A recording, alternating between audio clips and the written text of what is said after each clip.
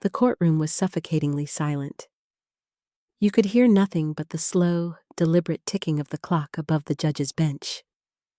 Linda sat at the far corner of the defense table, her hands trembling, veins showing beneath her pale, paper-thin skin. She was 68, but today she felt closer to 80. Her children sat across from her, two figures she had once rocked to sleep, now staring at her like she was a stranger. Evelyn, her eldest, crossed her arms tightly, every movement sharp and deliberate.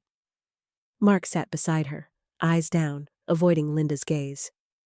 The lawyer between them was sleek, confident, smirking, the kind of man who always knew how to twist the knife without getting his hands dirty. The judge's voice echoed. "We are here to determine the rightful ownership of the property located at 421 Maple Street. Her house, her home. The place where George, her late husband, had painted the kitchen walls yellow because it makes the morning look happier. The place where her children learned to walk. The place where she thought love would last forever. And now, they were taking it from her." Evelyn rose, her heels clicking sharply against the wooden floor. "Your Honor, my mother has been mentally unstable for years. We're simply trying to protect her. And her assets." "Protect her?" Linda's throat tightened. She looked up, meeting her daughter's cold, glassy eyes. The same eyes that once sparkled when Evelyn showed her first drawing, when she whispered, "I love you, Mommy." Now those eyes held nothing but distance and disgust. Mark wouldn't even look at her. He kept adjusting his tie, avoiding her gaze, like if he didn't meet her eyes, the guilt might go away. The lawyer leaned forward with a rehearsed sigh. "Mrs. Collins, your children are only acting out of love. Surely you understand." "Love?" Linda almost laughed, almost, but her voice came out quiet, cracked like the porcelain teacup George once dropped in the kitchen. "Love doesn't need a lawyer?" A murmur rippled through the room. The judge raised a brow, but Linda didn't care. Her heart was pounding now, her fingers clutching the small, folded handkerchief on her lap, the one thing she'd kept hidden all these years. Inside that fabric, pressed flat and fragile, was a secret, a single sheet of paper that could turn everything around. But she wasn't ready to reveal it. Not yet. Not until they had shown the world exactly who they had become. The judge adjusted his glasses and leaned forward. "Mrs. Collins, do you wish to make a statement before I reach a decision?" Linda's pulse throbbed in her ears. She could feel every eye in the courtroom shift toward her. Strangers, lawyers, reporters. Even her children froze, waiting to see if she would beg or break. Slowly, she rose. Her knees ached, her body wobbled slightly, but her voice, when it came, was steady. "A statement?" she said softly. "Yes, I think I do." She turned toward Evelyn and Mark. "You two grew up in that house. You laughed there, you fought there, you cried in those rooms. Do you remember your father's garden? The one with the blue roses?" Mark looked down again. Evelyn rolled her eyes. "Mother, please," Evelyn muttered. "This isn't story time." But Linda went on, her voice growing firmer. "Your father planted those roses because he said they were impossible to grow, just like keeping a family together." Her words hung in the air like smoke. For a moment, no one spoke. The lawyer shifted uncomfortably. "Your Honor, I fail to see the relevance of—" "You'll see it," Linda interrupted. Her tone was low, but it sliced through the courtroom like glass. She reached into her purse and carefully unfolded the old handkerchief.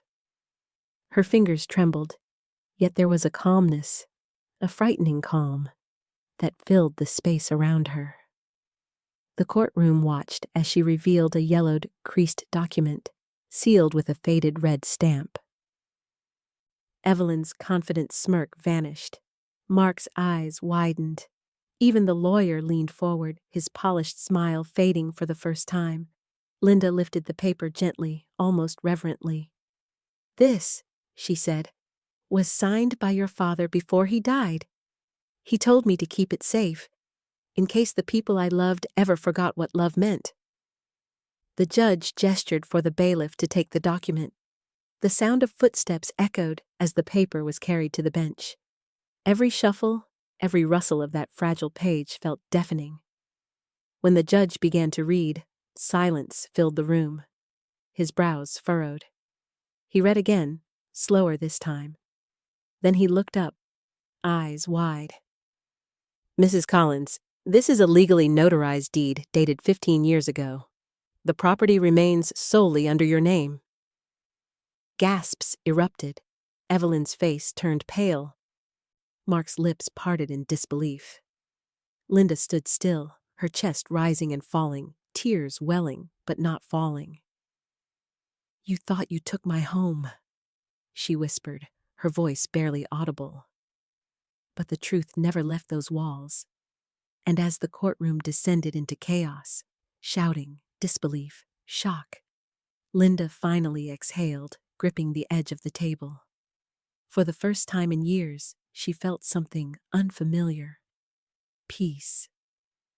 That night, after the chaos of the courtroom, Linda sat alone by the window of a small rented apartment, a far cry from the warmth of 421 Maple Street. Rain streaked down the glass, blurring the streetlights outside, and she found herself staring into the reflection of an old woman she barely recognized. She touched the lines on her face, each one a story, each one carved by years of sacrifice. How had it all come to this? When had her own children turned into strangers? The smell of rain took her back to the day she and George first walked through the front door of that house. It was 39 years ago, and everything had smelled like fresh paint and new beginnings. George's laughter filled the empty rooms as he lifted her off her feet, spinning her around until she squealed. "This is it, Lynn," he said. "Our forever home." He was the kind of man who built things, not just walls and roofs, but dreams. He'd saved every penny from his construction job to buy that house, brick by brick. And though money was tight, George always said, "A home isn't what you own, it's what you build inside it." Linda smiled at the memory. The house had been small, yes, but it had a soul. The worn wooden floors, the blue shutters, the old oak tree out front where Evelyn learned to climb, and Mark used to tie his toy airplanes. But time has a cruel way of reshaping everything. After George's accident, a fall from a construction site when Mark was only 16, the house became quieter. The laughter faded, replaced by the hum of bills unpaid, the rattle of pipes, and Linda's quiet sobs behind closed doors. She remembered that day at the hospital. George's hand cold in hers, his voice weak but steady.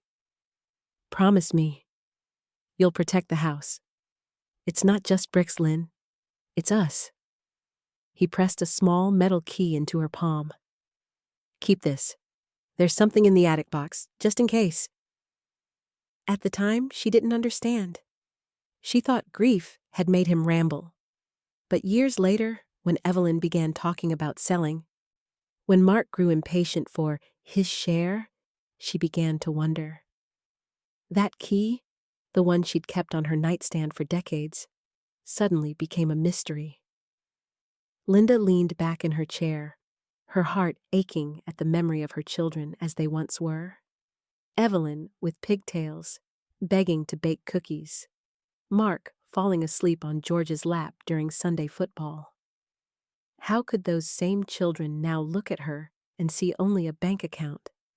How could love fade so quietly that she didn't even notice it was gone? Outside, thunder rolled in the distance. Linda closed her eyes and whispered to the ghost of her husband, "I kept my promise, George. I protected our home, even from our own blood. In the years after George's death, Linda poured herself into keeping life steady, for the children and for the house. She took extra shifts at the library, patched the leaking roof herself, and clipped coupons just to make Christmas happen. There were nights she'd sit at the kitchen table, exhausted, whispering to George's photo. "We're okay, love. We're surviving." Evelyn grew up fast. Too fast. By 23, she was working at a real estate firm downtown, polished and ambitious. She'd visit on weekends, always in a hurry, always half listening. "Mom, you should sell the house," she'd say. "It's too big for you. You could move somewhere smaller, nicer." Linda would smile and shake her head. "This is where your father's hands built every wall. I'm not ready." Evelyn would sigh, the way city people sigh at small-town dreams. Mark, on the other hand, stayed nearby. He helped with groceries, mowed the lawn, at least for a while. But after he married a woman named Sandra, things changed. Sandra never hid her disdain for Linda's modest life. She'd make little comments. "This old place smells musty," or, "Don't you think your mom's stuck in the past?" Mark would laugh awkwardly, not defending his mother, not agreeing either. But silence can cut deeper than words. It was subtle at first. The distance, the excuses, the holidays missed. Then came the day Mark asked her to sign some routine papers. He'd said they were for insurance, something about protecting the property in case anything happened. Linda trusted him. She signed without reading too closely. Weeks later, she overheard a conversation she wasn't meant to hear. Evelyn's sharp voice through the kitchen phone. "If we move the deed now, we can refinance and split it before she realizes." Linda froze, her heart slamming against her ribs. She wanted to believe she'd misheard. Her daughter couldn't possibly be talking about her home, but the words repeated, cold and clear. "She's old, Mark. She won't notice." For days, Linda couldn't sleep. Every creak in the house felt like betrayal whispering through the walls. The yellow curtains George hung in the kitchen, now faded with age, seemed to watch her silently, as if asking why she hadn't seen this coming. When she confronted them, Evelyn smiled thinly. "Mom, we're just helping you manage things. You've been forgetting a lot lately. It's for your own good." Mark didn't meet her eyes. Sandra stood behind him, arms crossed, victorious. That night, Linda cried harder than she had in years. Not because they'd tricked her, but because, in some twisted way, they believed they were right, and yet, something inside her refused to break. She remembered the attic key, the box George had mentioned. Maybe he had known this day would come. As the house settled into its midnight silence, Linda climbed the attic stairs, the key clutched tightly in her hand, unaware that what she'd find inside would one day bring the whole family to its knees. The attic smelled of dust and time, a faint sweetness of old cedar and forgotten summers. Linda hadn't been up there in years. The single bulb flickered weakly as she climbed the creaking steps, her breath shallow with both fear and nostalgia.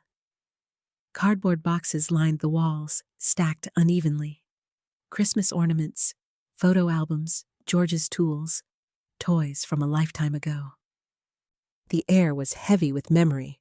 She ran her hand along a dusty shelf and whispered, "All right, George.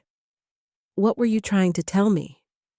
The small metal key felt warm in her palm despite the chill. She knelt, scanning the floor until she saw it, the wooden chest tucked beneath an old quilt, its corners worn smooth with age. She recognized it instantly, the box George had built himself, the one he used to call our little vault. Linda inserted the key. It turned with a soft click. Inside lay layers of folded papers, yellowed with time, tied together with a faded blue ribbon. On top sat a note in George's handwriting, shaky but unmistakable. "If you're reading this, Lynn, it means the house needs protecting again." Her hands trembled as she unfolded it. The note continued. "Don't trust signatures, trust intentions. This home belongs to the one who keeps its heart beating. Everything else, banks, names, laws, they can all change. But this deed, this is the real one. Keep it safe." Beneath the letter was the original property deed, dated 15 years earlier, notarized, bearing both their names, but stating ownership to revert solely to Linda Collins upon George's death. Her heart pounded. It was legal, binding, and completely unknown to anyone else. Linda pressed the paper to her chest, tears spilling freely.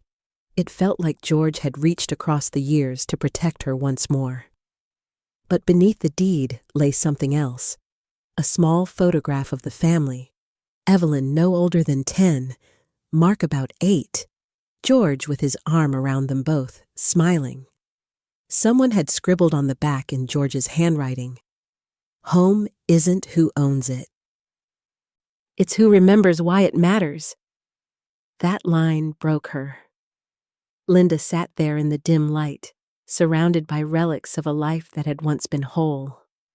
Every crack in the attic walls, every speck of dust floating through the air, carried an echo of laughter, of Sunday breakfasts, of lullabies. She realized then that her children's betrayal wasn't born overnight.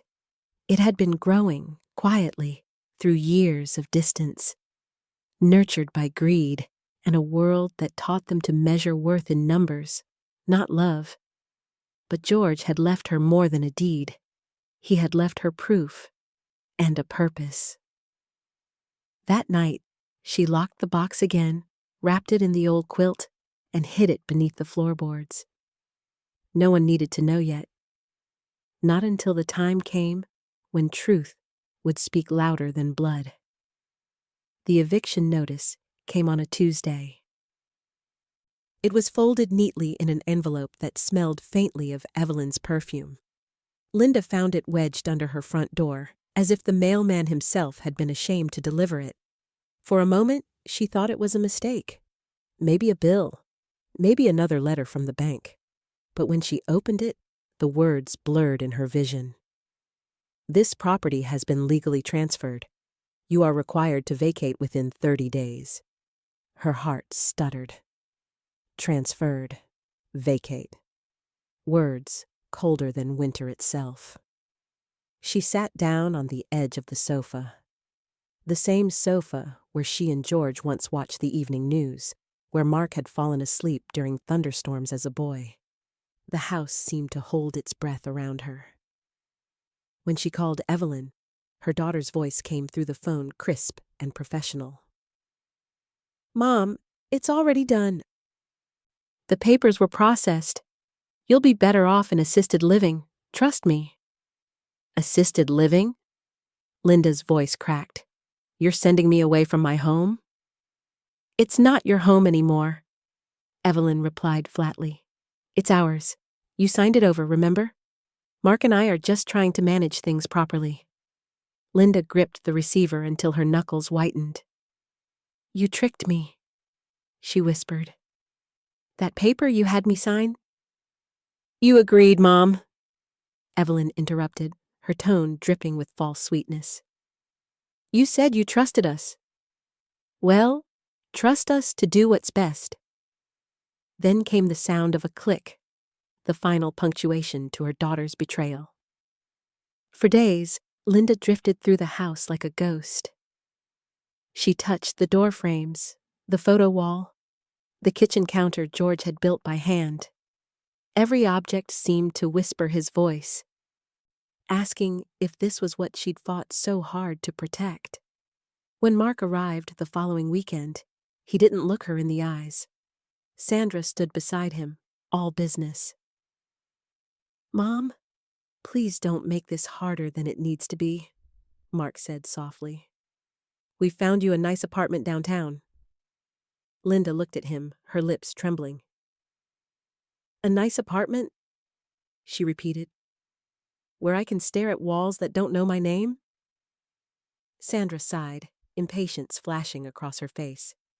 Mark, she's being unreasonable. Just sign the movers. He hesitated, just long enough for guilt to flicker behind his eyes, then nodded. As they packed her things, Linda sat quietly in her chair, clutching the old handkerchief. Inside, beneath its folds, lay the one thing they didn't know existed. They could take her furniture. They could take her keys. But they couldn't take the truth. The day Linda left 421 Maple Street, the sky was gray and unfeeling. 2 movers carried boxes past her without making eye contact, as if they were afraid to look at the woman being erased from her own home.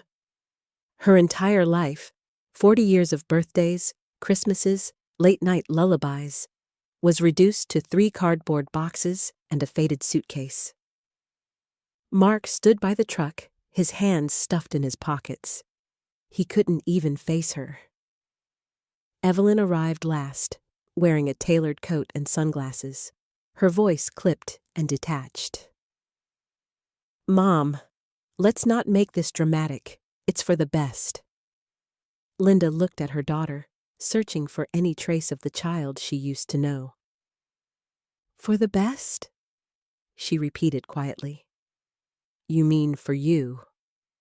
Evelyn flinched, but her expression hardened again. You don't understand how the world works anymore. We're just doing what's necessary. Linda nodded slowly, her throat tight. I do understand, Evelyn. I understand greed. I understand betrayal. Then she turned away before Evelyn could see the tears forming. By noon, the truck pulled off. Linda stood on the sidewalk, watching it disappear around the corner, leaving her alone with a soft ache in her chest that no words could fill. She ended up staying with Mrs. Parker, an old neighbor and widow who lived 2 streets down. The guest room smelled faintly of lavender and old books.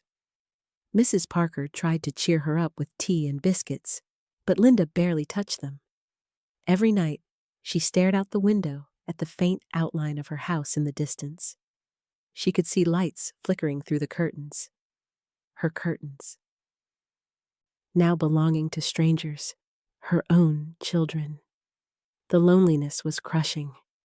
Some nights she thought she could hear George's voice. You promised to protect it, Lynn. And she whispered back into the darkness. I tried, George.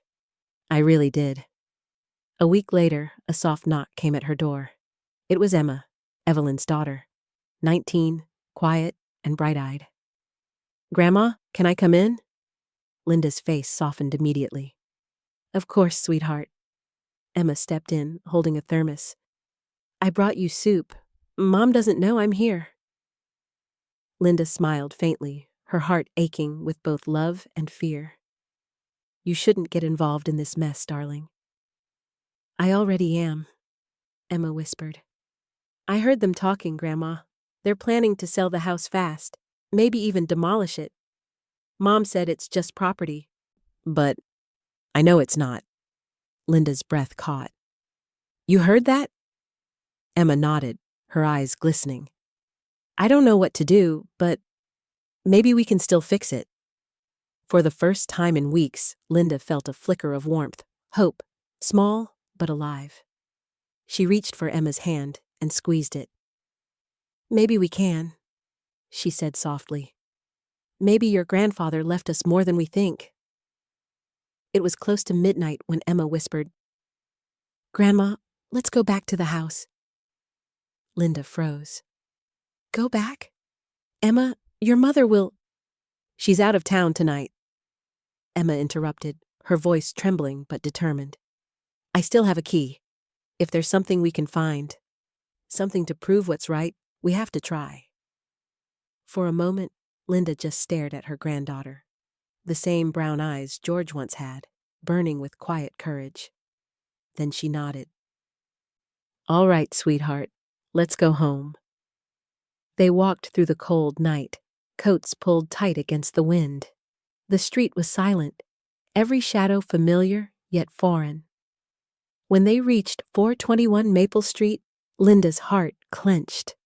The porch light still glowed softly, her light, the one George installed 40 years ago. Emma unlocked the door. The hinges groaned as it opened. Inside, everything was too clean, too cold. The warmth was gone, replaced by the sterile neatness of Evelyn's taste. But the air still carried traces of something deeper. Memory, grief, love. "Where should we look?" Emma whispered. Linda hesitated. "The attic." They moved quietly, the old stairs creaking beneath their steps. The bulb still flickered, just as it had years ago. Linda knelt in front of the same wooden chest, her fingers trembling. The floorboard she'd hidden beneath had been disturbed, shifted slightly, but not enough for anyone to notice what lay underneath. She pried it open. Inside, wrapped in the faded quilt, was the box, untouched. Emma knelt beside her, wide-eyed. "What is it?" Linda smiled faintly, tears glimmering in her eyes.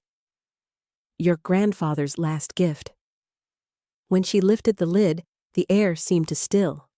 There it was, the original deed, yellowed but intact, bearing George's signature and the notarized seal. Linda traced the letters of her own name, etched beside his. Emma gasped softly. "This proves it, doesn't it?" Linda nodded slowly. "Yes, it does. They can lie, they can twist the truth. But this..." She held it up, voice steady. "This is real." Emma reached out, her fingers brushing the edge of the paper. "Grandma, we have to show this to someone, maybe a lawyer." Linda exhaled, her shoulders shaking with relief. "I know just the one. Your grandfather's old friend. He'll know what to do." They carefully folded the deed into Linda's purse. Before leaving, she took one last look around the attic. The dust, the shadows, the whispers of the past. "We're going home, George," she murmured. "All of us." As they stepped out into the cold night, Linda didn't feel like a victim anymore. She felt like a woman finally reclaiming her truth. The courthouse smelled of old wood and tension. The air buzzed with whispers as people filled the benches. Reporters, curious onlookers, even neighbors who had once waved to Linda over white picket fences. Linda sat at the defendant's table, her small frame swallowed by the tall-backed chair.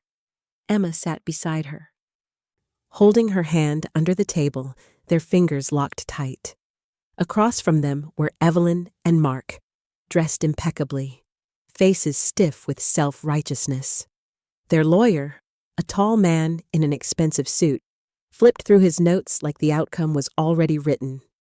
The judge entered, gavel striking sharply. "We'll begin the hearing in the case of Collins versus Collins," he announced. Evelyn's lawyer rose first, oozing confidence. "Your Honor, my clients are seeking legal confirmation of the property transfer completed last year. Their mother, Mrs. Linda Collins, willingly signed over her rights. We have documentation to prove it." He turned toward Linda with a smirk that made her stomach turn. "We're not here to argue emotion, but legality." Linda's lawyer, Mr. Harris, a retired friend of George's, kind-eyed but sharp-minded, stood next. "Your Honor, the defense contends that the transfer was obtained through manipulation and deceit. Moreover, we possess new evidence that may change the course of this case." Evelyn's perfectly shaped brows furrowed. "New evidence? What evidence?" But Harris only smiled faintly. "Patience, Miss Collins." The judge gestured for Linda to speak. She rose slowly, her knees trembling but her voice clear. "I raised my children in that house," she began softly. "Every brick, every board, it was built by their father's hands. He wanted it to be our legacy, not a trophy. Evelyn rolled her eyes. Mark stared down. But somewhere along the way, Linda continued, they stopped seeing it as home and started seeing it as property. They told me I was forgetful, that I couldn't manage things anymore. Maybe they were right about my memory, but there's one thing I never forgot, what George told me before he died. The courtroom fell silent. He said, "Protect the house, Lynn. It'll protect you one day, too." She looked straight at her children then, not with anger, but with an ache so deep it silenced even their lawyer. Then she sat down, her hand brushing the old handkerchief in her lap, the one hiding the deed that could turn everything upside down. Evelyn whispered something to Mark, smirking. She thought her mother was just being dramatic again. But in that moment, the tide had already begun to shift. The tension in the courtroom thickened until you could almost hear it hum. Evelyn leaned toward her lawyer, whispering furiously, while Mark avoided her gaze. The judge cleared his throat, his voice steady but curious. "Mr. Harris, you mentioned new evidence. You may present it to the court." Harris nodded, his expression calm, even gentle, the way a storm looks before it breaks. He turned to Linda. "Mrs. Collins, would you please hand me the document?" Linda reached into her purse. Her fingers trembled as she drew out the folded handkerchief, that fragile piece of cloth she'd carried like a secret heartbeat. Slowly, she unfolded it. Inside lay the yellowed, creased deed. Gasps rippled through the courtroom. Harris took it with reverence, approached the bench, and placed it before the judge. "Your Honor," he said, "this is the original property deed to 421 Maple Street, signed and notarized 15 years ago, well before any supposed transfer of ownership. As you'll see, it declares Mrs. Collins as the sole and permanent owner of the property upon her husband's passing." Evelyn shot to her feet. "That's impossible! That document must be forged!" The judge raised a hand. "Miss Collins, you will sit down." Evelyn's lawyer quickly stood, adjusting his tie. "Your Honor, this could easily be an outdated or doctored copy. We'll need verification." The judge interrupted, his tone now sharp. "It's notarized and bears an official county seal. The authenticity will, of course, be verified, but on initial inspection, this appears legitimate." The room erupted in murmurs. Reporters scribbled notes. Mark's jaw tightened, his face draining of color. Evelyn's composure cracked. Her fingers dug into the table, leaving tiny crescents on the polished wood. Linda didn't gloat. She simply looked down at her hands. The skin was wrinkled, veins visible, but steady. The hands of a woman who had endured, not conquered. The judge handed the document to a clerk for immediate verification. Minutes stretched like hours. You could hear nothing but the scratching of pens and the faint click of the judge's pen against the bench. Finally, the clerk returned, face pale. He whispered something to the judge. The judge nodded, then looked up. "This document is authentic." The words hit like thunder. Evelyn gasped. Mark's lips parted in disbelief. Harris simply folded his hands, his job complete. But the only sound Linda heard was her own heartbeat. Steady, slow, alive. The judge leaned back. "It appears Mrs. Collins remains the rightful owner of 421 Maple Street." A hush fell over the room, the kind of silence that comes right before a family shatters for good. Linda turned toward her children, their faces, once familiar, now foreign, blurred through her tears. "I told you," she whispered softly. "The house remembers who it belongs to." The sound of the gavel echoed through the room, but it couldn't silence the storm that had just erupted. Evelyn slammed her palm on the table, her voice slicing through the murmurs. "No, this isn't fair. She's manipulating everyone. She doesn't even remember what day it is most of the time. The judge frowned. Ms. Collins, you will control yourself. But Evelyn couldn't stop. Years of buried resentment poured out in a rush of venom and hurt.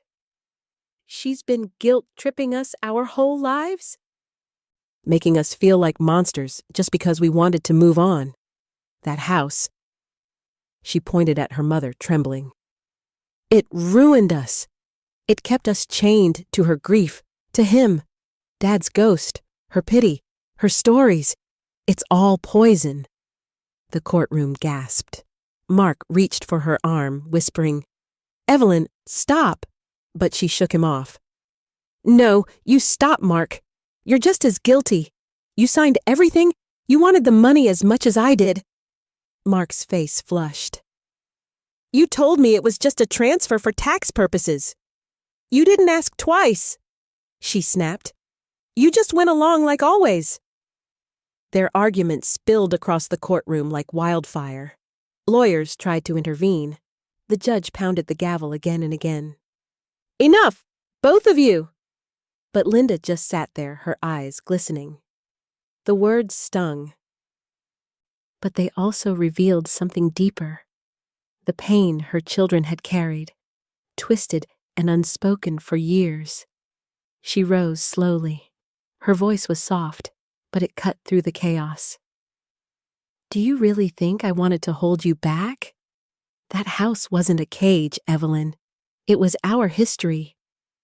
Evelyn laughed bitterly. History? You mean the shrine you built to Dad's memory? You made us live in your grief for decades. You never moved on, Mom. And you didn't let us move on either. Linda's heart squeezed. Tears welled, but she stood tall. I lost the man I loved, but I never asked you to lose your mother. That stopped Evelyn for a second.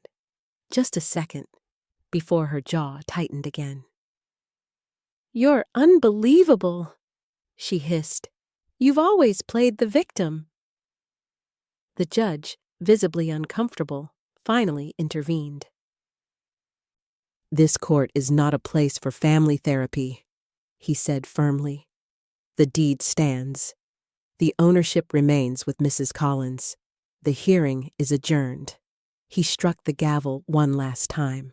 The noise in the courtroom rose, reporters shouting questions, lawyers arguing procedure. But for Linda, everything faded into a blur. She could only hear her daughter's words echoing. You never let us move on. As she turned to leave, Emma slipped her hand into hers. You did the right thing, Grandma, she whispered.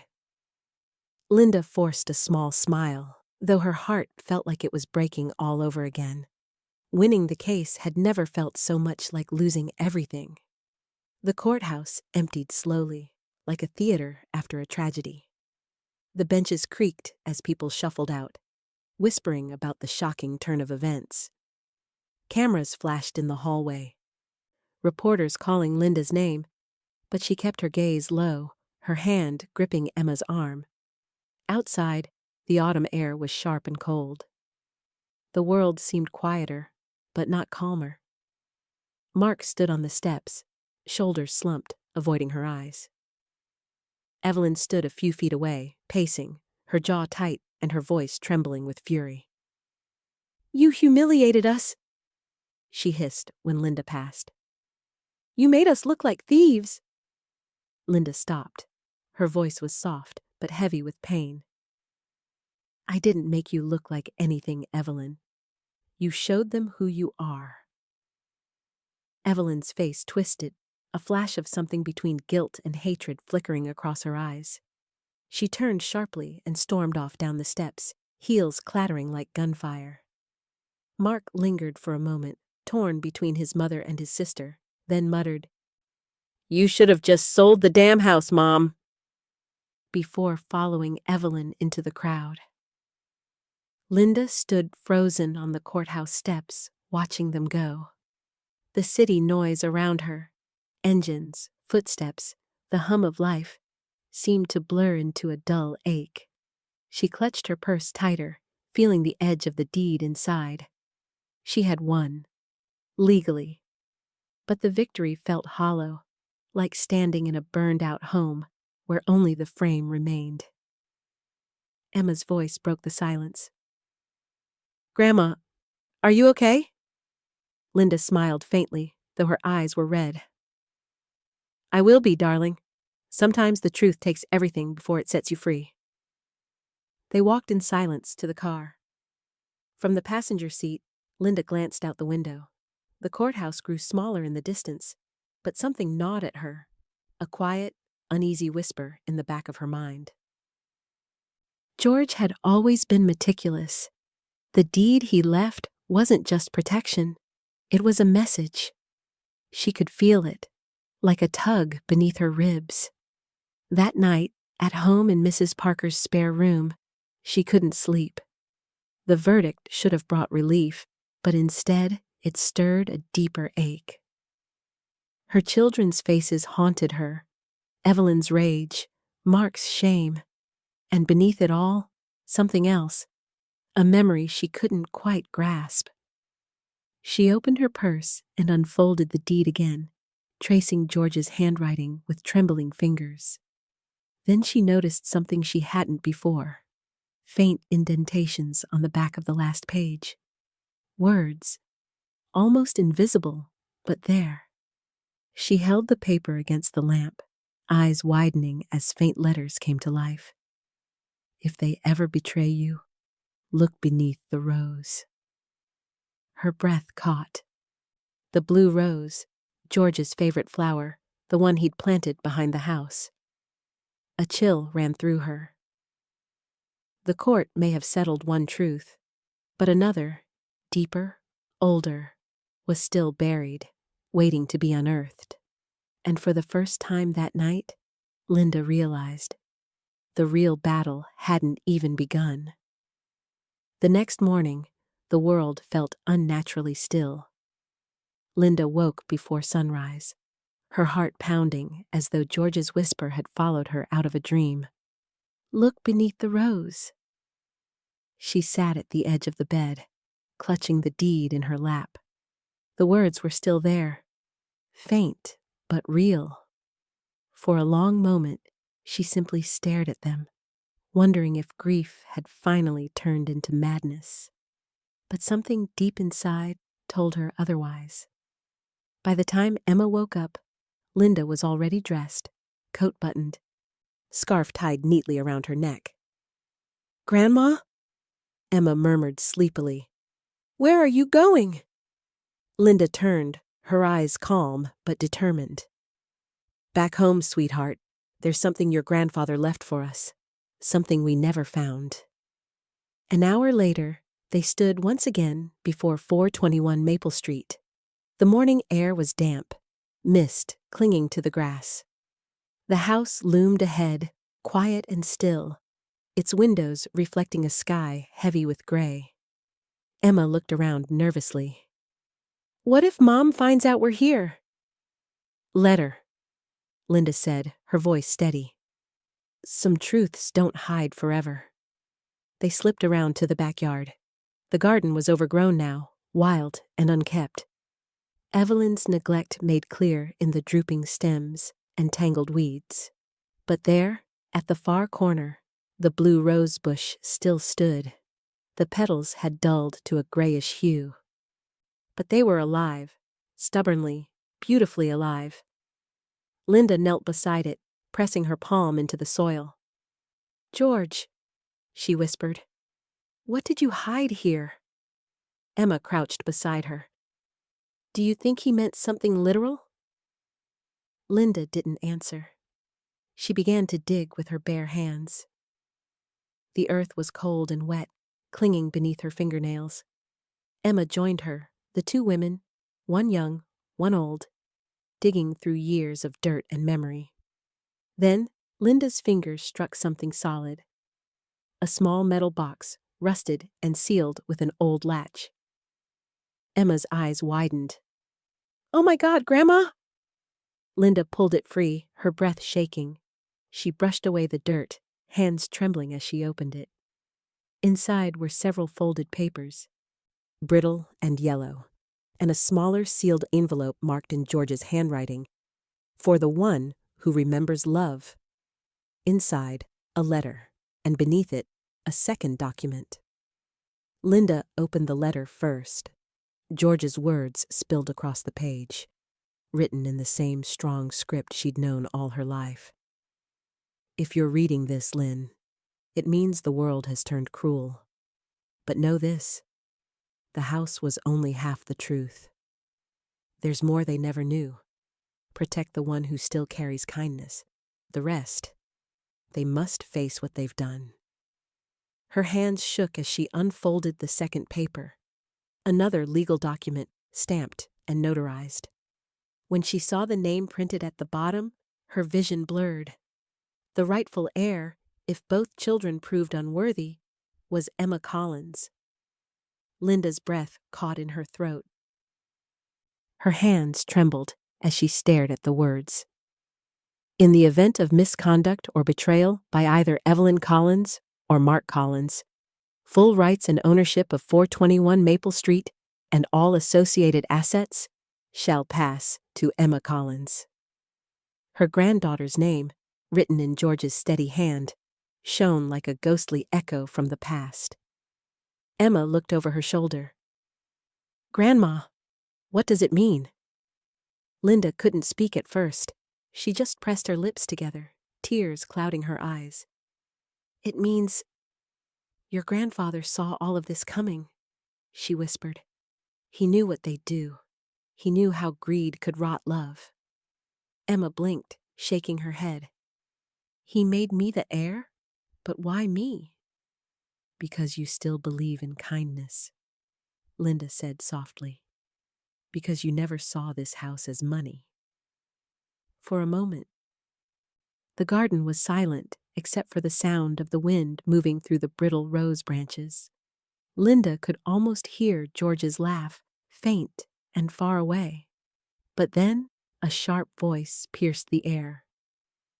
"What the hell is going on here?" Evelyn stood at the edge of the yard, her phone in hand, fury blazing in her eyes. Mark trailed behind her, pale and anxious. "You just couldn't stop, could you, Mom?" Evelyn snapped, marching forward. "You already humiliated us in court, and now you're sneaking back to steal something else?" Linda rose slowly, brushing the dirt from her hands. "I'm not stealing anything, Evelyn. I'm uncovering what your father left behind." Evelyn's gaze dropped to the metal box at Linda's feet. "What is that?" Emma instinctively stepped closer to her grandmother, clutching the documents to her chest. "It's proof," she said firmly. "Proof of what?" Evelyn hissed, taking a step forward. "That you're trying to manipulate her too? You're just like her, using pity to grab what isn't yours." Mark tried to intervene. "Evelyn, calm down. Don't tell me to calm down," she snapped. "We lost everything because of her lies." Linda's voice cut through the shouting, low, calm, and heartbreakingly steady. "No, Evelyn, you lost because of your choices." Evelyn froze. For a second, something fragile flickered in her expression. Confusion, maybe pain. But then her face hardened again. "You always chose Emma over us. Even Dad did. You never loved us enough to let us live our own lives." Tears filled Linda's eyes. "That's not true, Evelyn. I loved you more than my own breath." "But love doesn't mean letting you destroy everything your father built." Evelyn's lip quivered, but anger won out. "We'll see about that," she spat. "If you think this little piece of paper changes anything, you're wrong." She turned on her heel and stormed toward the car, her voice echoing. "I'll make sure the world knows what kind of manipulative woman you really are." Linda stood still, clutching Emma's hand, her heart pounding. The fight wasn't over. It was only about to begin. By evening, The quiet street outside 421 Maple Street was flooded with noise. Police lights flashing, voices raised, and Evelyn pacing the porch like a general preparing for war. Linda and Emma stood in the yard, their shoes still muddy from the garden. The metal box rested on a nearby bench, now the center of everyone's attention. Evelyn pointed a trembling finger at her mother. "She's trespassing. This isn't her property anymore. The court ruling was manipulated, and now she's fabricating documents. Arrest her if you have to." The officer hesitated, glancing toward Linda's lawyer, Mr. Harris, who had rushed to the scene after Emma's call. Harris lifted the old deed and the new document carefully from a folder. "Before anyone makes a fool of themselves, perhaps you should read what's inside this box," he said evenly. Evelyn scoffed. "Oh, please." "It's a supplemental will," Harris interrupted, his tone turning sharp. "Dated 3 months after the original deed, and it's notarized by the same law firm that handled your father's estate." The crowd, neighbors drawn by the shouting, began whispering. Evelyn's face drained of color. "You're lying." Harris ignored her. He handed the papers to the officer, who read the opening lines under his flashlight. "This certifies that should either Evelyn or Mark Collins demonstrate actions of greed or disrespect toward the property or their mother, full inheritance and ownership rights shall pass to Emma Collins, granddaughter of the deceased." The officer looked up, uncertain. Evelyn's mouth opened, but no sound came out. Mark rubbed the back of his neck, pale and sweating. Dad wrote that?" Linda's voice trembled, but her words were clear. "Your father believed families should protect, not exploit. He wanted to make sure the house stayed with the one who remembered love." Evelyn took a step back, shaking her head. No, he wouldn't do that to me. To us. He didn't do it to you," Linda said quietly. "He did it for what's right." Evelyn's voice cracked, suddenly softer, almost childlike. "I was the one who took care of him at the hospital. I stayed every night. Doesn't that count for something?" Linda's heart broke a little more. "It does, Evelyn. But love is more than being there when someone's dying. It's how you treat what they left behind." Evelyn's eyes filled with tears, fury and sorrow fighting for space. She turned to Mark. "Say something. You can't just let her win again." Mark looked at his mother, for the first time really looking at her, and sighed.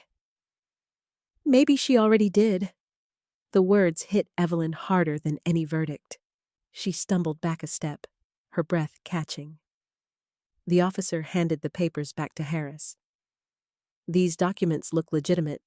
Until proven otherwise, the property remains under the control of Mrs. Collins and her granddaughter." The yard fell silent. Evelyn stood there, trembling, her whole world unraveling under the cold wash of truth. The flashing police lights faded as the last officer drove away, leaving the yard wrapped in the hush of dusk. The blue roses shivered in the wind, their petals catching the glow of the porch light. Evelyn stood motionless, her arms hanging by her sides. Her designer coat was streaked with dirt, her face streaked with tears. Mark lingered near the fence, silent, eyes hollow. Linda bent down, carefully placing the metal box back on the ground. Then she unfolded George's final letter, the one she hadn't yet finished reading. Her voice was soft, but it carried through the still air. "To my Lynn, and to the ones who come after," she read. "If this letter is found, it means love in our family has been tested. I can't stop that, but I can leave behind the truth I've learned. A house is nothing without the hearts inside it. And if those hearts forget kindness, they'll turn to stone, no matter how much they own." Evelyn's lips trembled. She turned away, but her shoulders shook. Linda continued reading. The one who keeps compassion alive will inherit not just the walls, but the peace within them. That's the legacy I want to protect. Emma took Linda's hand, tears slipping down her cheeks. Grandpa knew, she whispered. Linda nodded, her voice breaking. He always did. She folded the letter gently and looked toward her children. Evelyn's eyes were red, raw, stripped of all pride. I didn't want to take anything from you, Linda said quietly. I only wanted you to remember who we were. Before the money, before the lies. Evelyn's voice cracked. You think I don't remember? Every Sunday breakfast? Every bedtime story? I remember everything. And that's what hurts the most. She sank to her knees, sobbing into her hands. Mark went to her side, awkwardly placing a hand on her shoulder, his own eyes glistening. For the first time in years, Linda saw not the greedy adults they'd become, but her children again, broken and lost. She stepped forward, her voice trembling with forgiveness she didn't even know she had left. Then remember this too.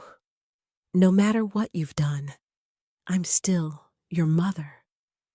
Evelyn looked up, her face streaked with tears. Why? After everything? Because love, Linda whispered, is the one thing you can't steal, and the only thing worth keeping. Silence fell.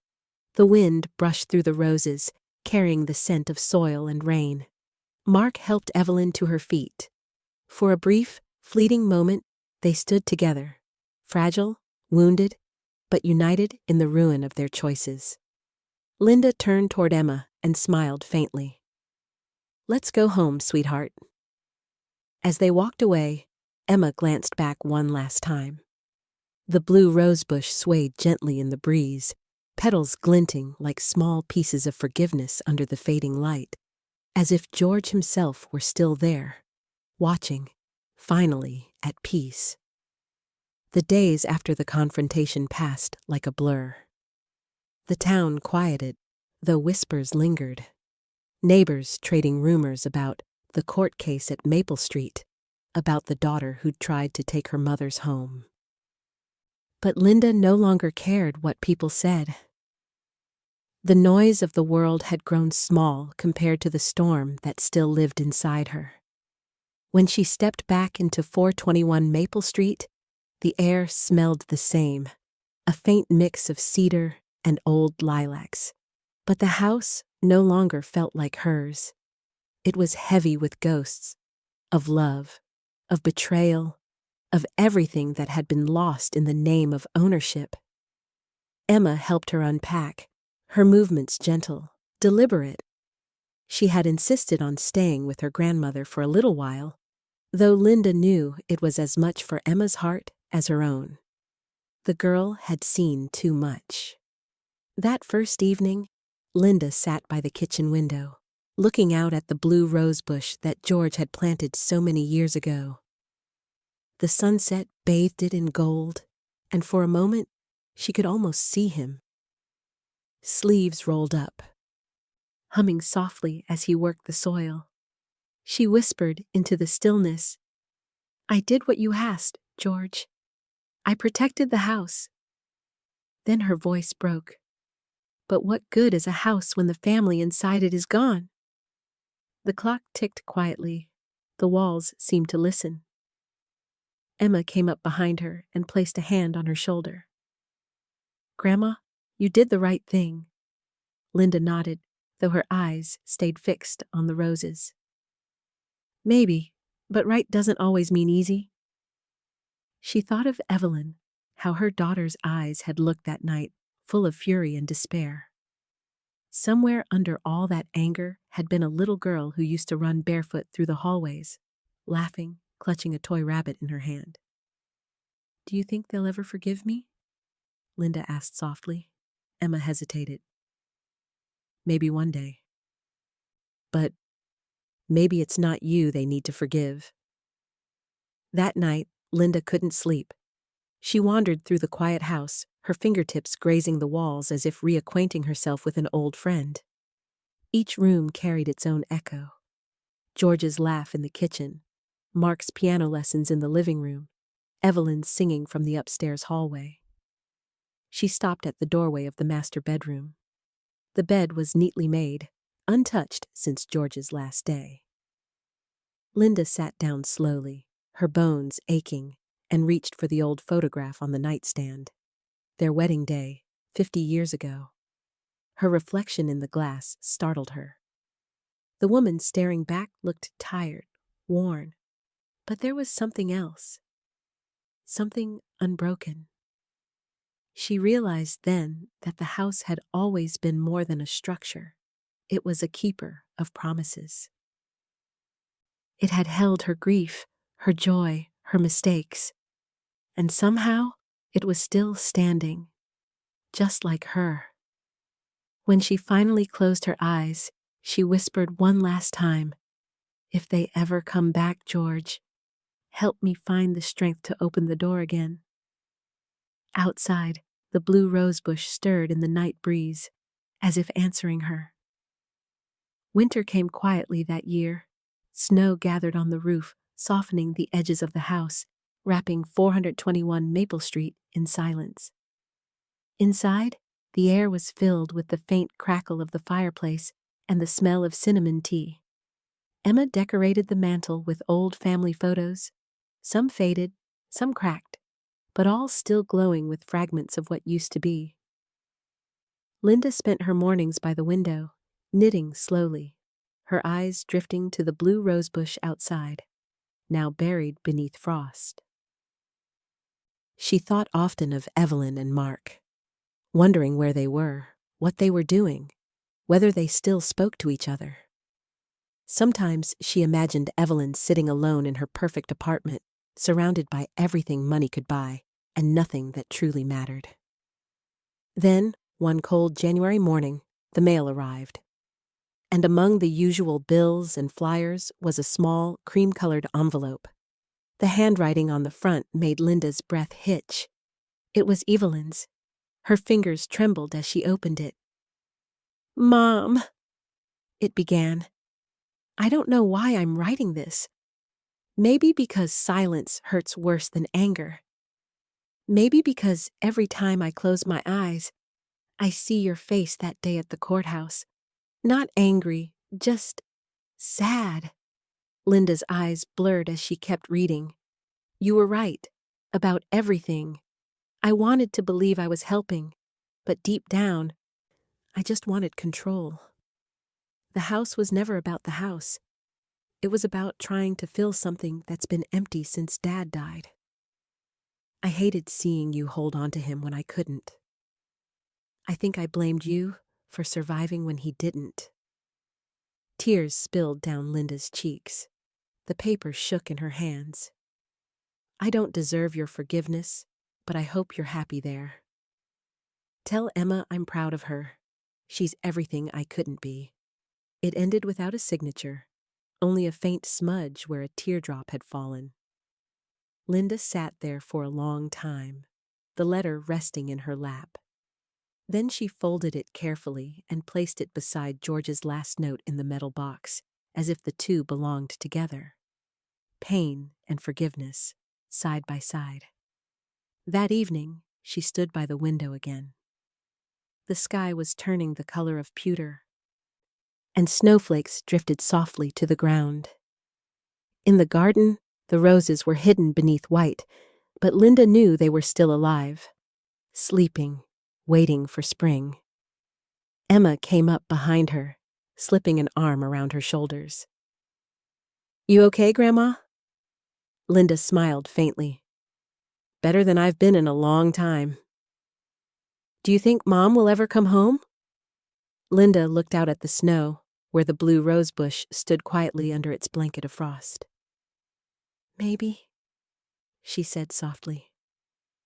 "Some roots take longer to find their way back to the light." For the first time in months, her chest felt lighter. The ache was still there.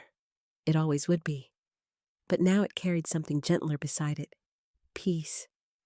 The house no longer felt like a burden. It felt like what George always wanted it to be. A place where love, no matter how bruised, could come home to heal. Spring returned quietly, the kind that tiptoes in, not with grand announcements, but with the soft persistence of new life.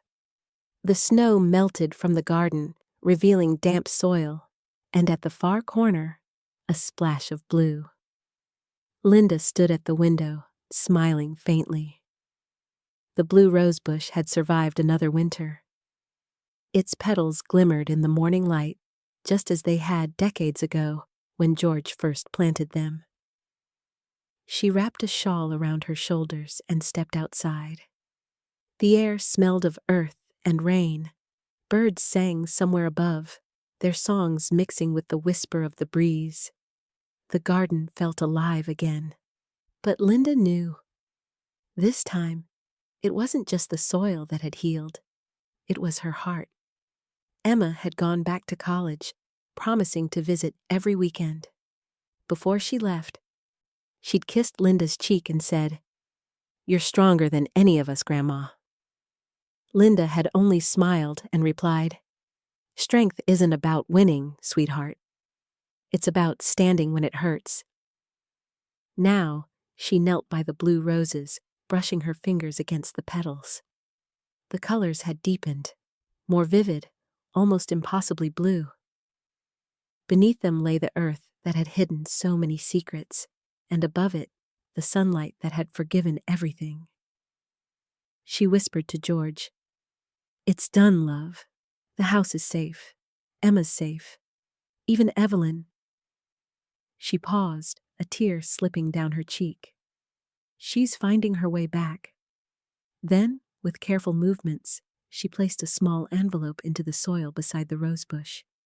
It was addressed in her delicate handwriting. To Evelyn and Mark. Inside the envelope was a single note. "My dearest children, this house was never about ownership. It was about memory, love, and the promise your father and I built together. I don't want you to inherit the walls. I want you to inherit the peace that finally lives within them. When you're ready, come home. The door will always open for you. Mom." She patted the soil gently, as if tucking the message to sleep. As she stood, the wind shifted, carrying the faint scent of roses. Somewhere deep within her, she felt George's presence. Warm, proud, steady. "You kept your promise, Lynn," she could almost hear him say. "You protected the house, and the love inside it." Linda smiled through her tears. "We did it together, George. We always did." The sun broke through the clouds, lighting the garden in gold. For a moment, she simply stood there, breathing it in. The warmth, the peace, the soft hum of life beginning again. 41 Maple Street was quiet now, but it was a good quiet. The kind that holds forgiveness instead of pain. That evening, the golden light of dusk spilled gently through the windows, painting the living room walls with a soft warmth. The air was still, filled only with the faint ticking of the clock. The same one that had hung there since George's hands placed it 50 years ago. Linda sat at the old oak desk by the window, her favorite pen in hand, a blank page before her. She had started keeping a journal again, not to record events, but to keep her thoughts company. Tonight, she wanted to write something that would outlive her words. Her handwriting was slower now, but deliberate. April 14th. The house feels lighter today, maybe because the truth is no longer hidden inside the walls. Maybe because forgiveness, like sunlight, finally found its way in. She paused, looking toward the roses swaying outside. The blue petals caught the last glimmers of daylight, and for a moment, they almost looked alive, breathing, listening. "George," she wrote next, You were right. Love isn't something you can sign away or inherit through paper. It's what remains when everyone else leaves. It's the scent in the hallway, the echo in the laughter, the warmth that lingers after a storm. Her eyes misted, but her hand didn't stop. If the children ever come home, I'll make them tea. I'll tell them it's all right to start over. I'll remind them that the house has room for all of us, even our mistakes. She set the pen down and exhaled slowly. The sun dipped lower, painting everything in amber. The house seemed to glow from within, as though every memory, joyful, painful, tender, had finally found its place. Linda rose, walking through each room. Her fingers brushed the picture frames, the worn banister, the small crack in the kitchen wall George never got around to fixing. She smiled at it now. It wasn't imperfection. It was proof of life. When she stepped outside, twilight had fallen. The roses shimmered faintly under the porch light. She sat on the wooden steps, feeling the cool air brush her cheeks. Emma's laughter echoed faintly from down the street. She was on her way back, bringing groceries for dinner. The sound filled Linda's heart with something she hadn't felt in a long time: serenity. She closed her eyes, whispering into the wind. "We're all right now, George. The house has forgiven us too." A soft breeze stirred the roses, as if answering her. When Emma arrived, she found her grandmother smiling, eyes closed, the sunset glowing across her face. "Grandma," she said softly, "are you ready for supper?" Linda opened her eyes, her smile warm and peaceful. "Yes, sweetheart. Let's go inside." As the door closed behind them, the house seemed to sigh contentedly, not in loneliness, but in peace. The legacy of love had survived. The blue roses outside swayed in the night air, eternal witnesses to everything that had been lost and found again.